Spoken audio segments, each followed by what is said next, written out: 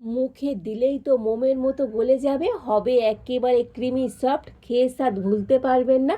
এভাবে বাড়িতে একবার বানিয়ে দেখুন, খেয়ে সবাই এত প্রশংসা করবে ভাবতেই পারবেন না।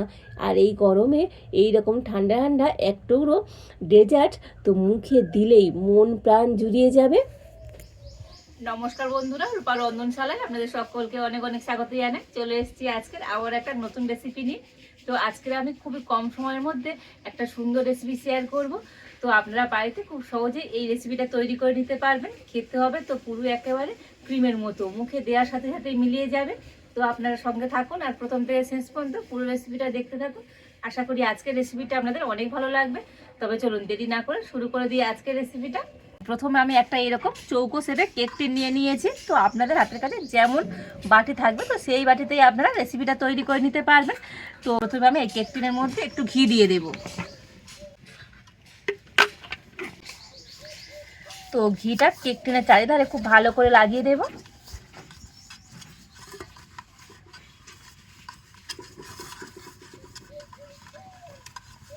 তো দেখুন ঘিটা আমি কেক টিনের চারিধারে একটু ভালো করে লাগিয়ে দিয়েছি। আর এবার আমি উনুনটা জেলে উনানে একটা কড়া বসিয়ে দেব। তো প্রথম আমি কড়াতে দিয়ে দেব 2 চামচ ঘি।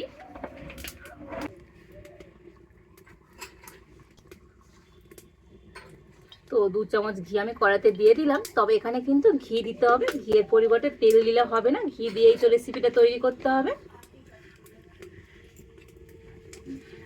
তো ঘিটাকে একটু গরম করে নিয়েছি আর কড়ার চারিধারে একটু ভালো করে ছড়িয়েও দিলাম। আর এবার আমি ওই ঘিয়ের মধ্যে দিয়ে দেবো 1 বাটি সুজি। তো এখানে আমি একটা বাটি মাপ করে 1 বাটি সুজি নিয়ে নিয়েছি।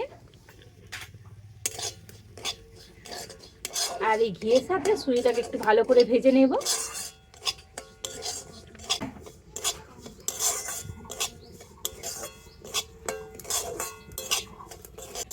তো একেবারে হালকা জাল দিয়ে তো সুজিটাকে হালকা করে ভেজে নিতে হবে। সুজিটা যেন একেবারে ভেজে লাল করে ফেলা যাবে না, একদমই সাদা থাকবে, সেইভাবেই করে সুজিটাকে ভেজে নিতে হবে।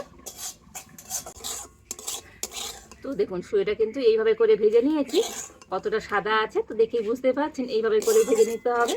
আর এবার আমি ভেজে নেওয়া সুজিটাকে নামিয়ে নেব।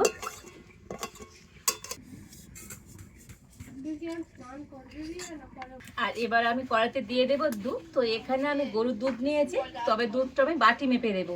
যে বাটি মেপে আমি 1 বাটি সুজি নিয়েছি আর একই বাটি মেপে আমি এখানে 2 বাটি দুধ নিয়ে নেব।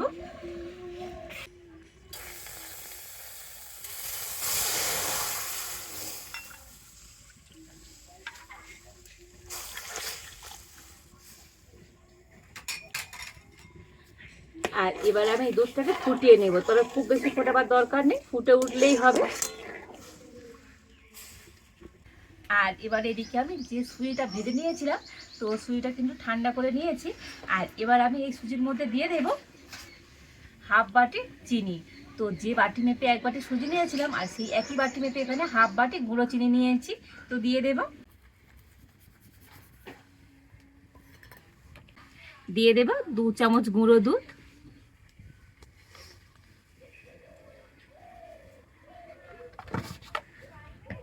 আর এবার আমি সুজির সাথে গুঁড়ো চিনি আর গুঁড়ো দুধটা ভালো করে মিশিয়ে নেব। তবে সুজিটাকে কিন্তু একটু ঠান্ডা করে তবেই এগুলোকে মেশাতে হবে। তো সুজি যদি গরম থাকে তো গুঁড়ো দুধটা কিন্তু ডেলা ডেলা হয়ে যাবে, ভালোভাবে মিশবে না। সেই জন্য সুজিটাকে একটু ঠান্ডা করে তবে কিন্তু এগুলোকে একটু ভালো করে মিশিয়ে নিতে হবে। তো দেখুন সুজির সাথে গুঁড়ো চিনি আর গুঁড়ো দুধটা কিন্তু খুব ভালো করে মিশিয়ে নিয়েছি। তো এইভাবে করে মিশিয়ে নিতে হবে। আর এবারে এদিকে দুধটাও ভালো মতো ফুটে গিয়েছে। আর এই দুধের মধ্যে এবারে আমি দিয়ে দেব সুজিটা। তো সুজিটা আমি অল্প অল্প করে দেবো আর এইভাবে দুধের সাথে মিশিয়ে নেব। তো একেবারে দিলে তো এই সুজিটা ডেলা ডেলা হয়ে যেতে পারে, সেই জন্য অল্প অল্প করে দিতে হবে আর এইভাবে মিশিয়ে নিতে হবে।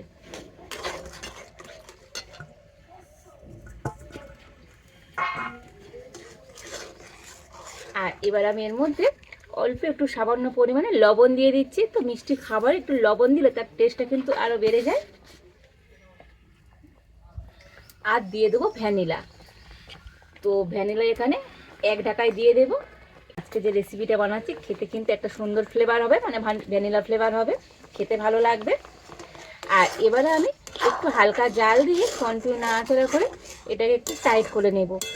জাল কিন্তু কোনোভাবে জোরে দেওয়া যাবে না, তাতে করে সুজিটা সিদ্ধ হবে না। একেবারে হালকা জাল দিয়ে নেড়ে চেড়ে কিন্তু এটাকে টাইট করে নিতে হবে, এতে করে সুজিটা ভালো মতো সিদ্ধ হয়ে যাবে।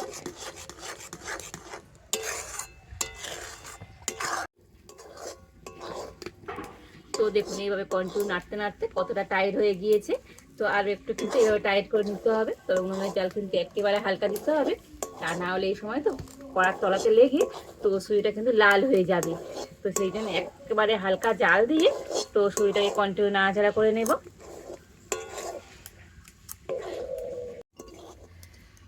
তো দেখুন সুজিটাকে কিন্তু এইভাবে করে আমি টাইট করে নিয়েছি। তো দেখেই বুঝতে পারছেন এক জায়গায় এইভাবে জড়ো হয়ে যাবে। আর এবারে আমি এই সুজির ডোটাকে নামিয়ে নেব। এবারে এদিকে যে কেক টিনটার মধ্যে আমি ঘি লাগিয়ে দিয়েছিলাম, তো ডোটাকে তার মধ্যে নিয়ে নিলাম। এবার একটু এটাকে চেপে চেপে আমি সমান করে দেব।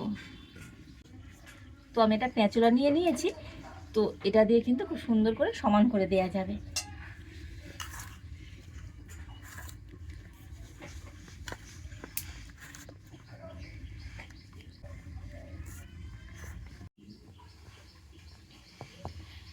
তো দেখুন প্যাঁচুলা দিয়ে উপরটা তো সুন্দর করে আমি সমান করে দিয়েছি। আর এবার আমি এটাকে এইভাবে রেখে দেবো তো একটু ঠান্ডা হওয়ার জন্য। আর এবার আমি এদিকে নিয়ে নিয়েছি টক দই। আর এই টক দইটা আমি মোটামুটি 1 ঘন্টা আগে জল ঝরতে রেখে দিয়েছিলাম। তো এখানে আমি 300 গ্রামের মতো টক দই নিয়েছি। আর এই টক দই থেকে ভালো মতো জল ঝরে গিয়েছে। আর এবারে আমি জল ঝরানোর টক দইটা একটা বাটিতে করে নিয়ে নেব।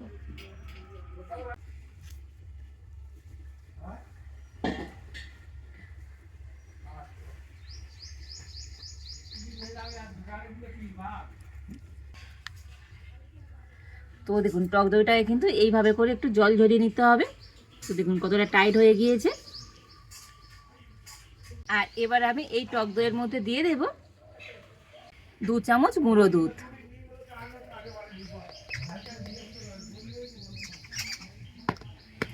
আর দিয়ে দেব 2 চামচ গুঁড়ো চিনি।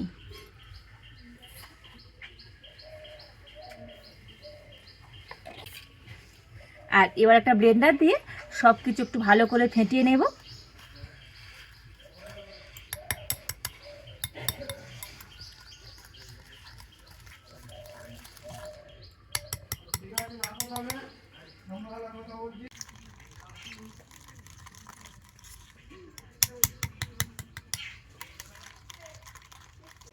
তো সমস্ত কিছু আমি 10 মিনিট ধরে একটু ভালো করে ফেটিয়ে নিয়েছি। আর এইভাবে একটুখানি ফেটিয়ে নিলে দেখবেন তো এটা একদম ক্রিমের মতো হয়ে যাবে। দেখেছেন তো কত সুন্দর ক্রিমি ক্রিমি ভাব চলে এসছে, একেবারে এরকম ক্রিম হয়ে যাবে। দেখুন এটা অনেকটা হালকা হয়ে যাবে আর পুরো একদম ক্রিম, দেখেই বুঝতে পারছেন কতটা সুন্দর হয়েছে। আর এবারে এদিকে কিন্তু এই সুজির মিশ্রণটা ঠান্ডা হয়ে গিয়েছে। আর এখান থেকে এই ক্রিমটা নিয়ে তো এই সুজির মিশ্রণের উপরে দিয়ে দেব।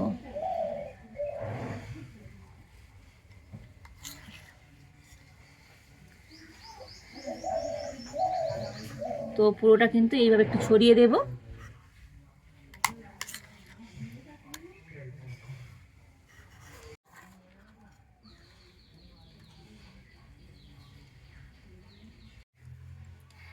আর এবার আমি একটা প্যাঁচোলা নিয়ে নিয়েছি, এটা দিয়ে উপরটা একটু এইভাবে সমান করে দেব।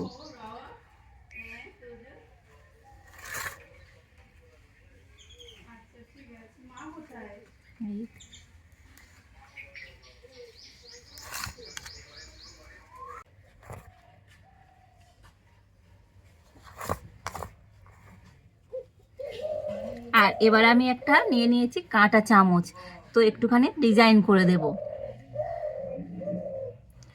তো এই ক্রিমের উপর দিয়ে এইভাবে করে একটুখানি করে টেনে দেব, মানে এরকম লাইন ধরে টেনে দেব।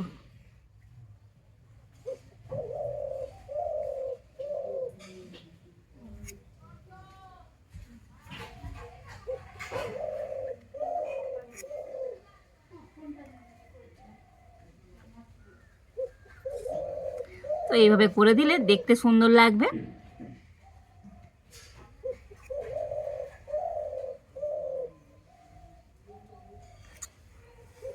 তো দেখুন দেখতে কত সুন্দর লাগছে দেখুন।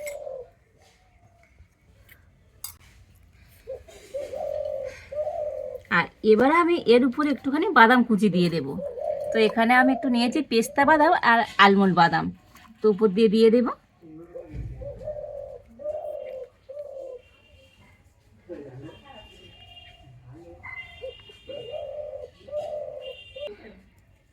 একটু এরকম বাদাম কুচি দিলে দেখতে যেমন সুন্দর লাগবে, আর আজকে এই রেসিপিটা খেতেও তো আরও দারুণ হবে।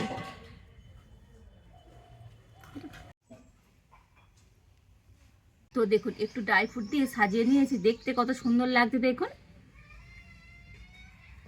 আর এবার আমি এই ডেজার্টটাকে নিয়ে ফ্রিজে 30 মিনিট রেখে দেবো। তো তারপরে আপনাদের দেখাবো আজকের এই ডেজার্টটা কেমন হয়েছে।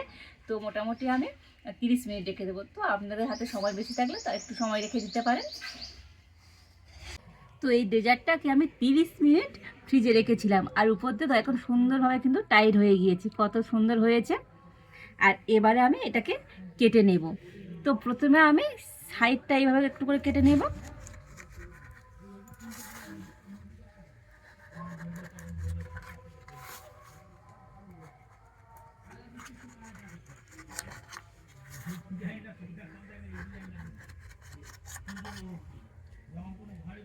আর এবার আমি এরকম মাঝখান দিয়ে কেটে নেব।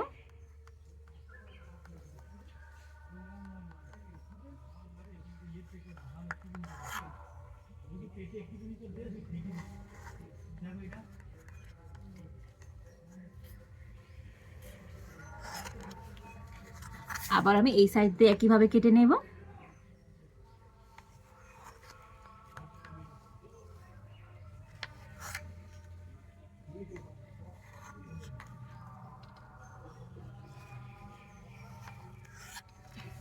আর এবার তো আপনাদেরকে তুলে দেখাবো আজকের এই ডেজার্টটা কতটা মজার হয়েছে।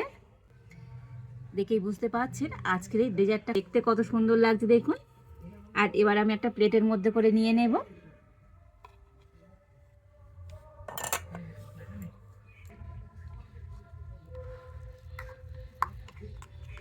তো এমন সুন্দর একটা ডেজার্ট বাড়িতে তৈরি করে দেখবেন, প্রত্যেকে তো ভীষণভাবে পছন্দ করবে।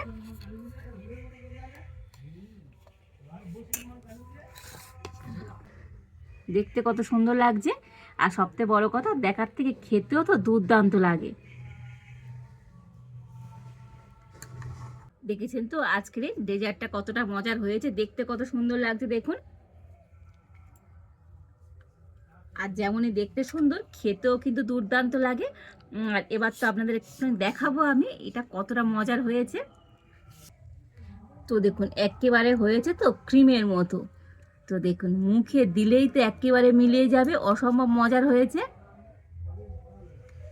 কতটা সুন্দর হয়েছে আজকের এই ডেজার্টটা, যেমন হয়েছে নরম তেমন ক্রিমি, মুখে দিলেই তো মোমের মতো গলে যাবে, খেতে দুর্দান্ত লাগে। এক টুকরো এইরকম ডেজার্ট খেলে তো মন প্রাণ একেবারেই ঠান্ডা হয়ে যাবে। কতটা মজার হয়েছে আজকের এই ডেজার্টটা।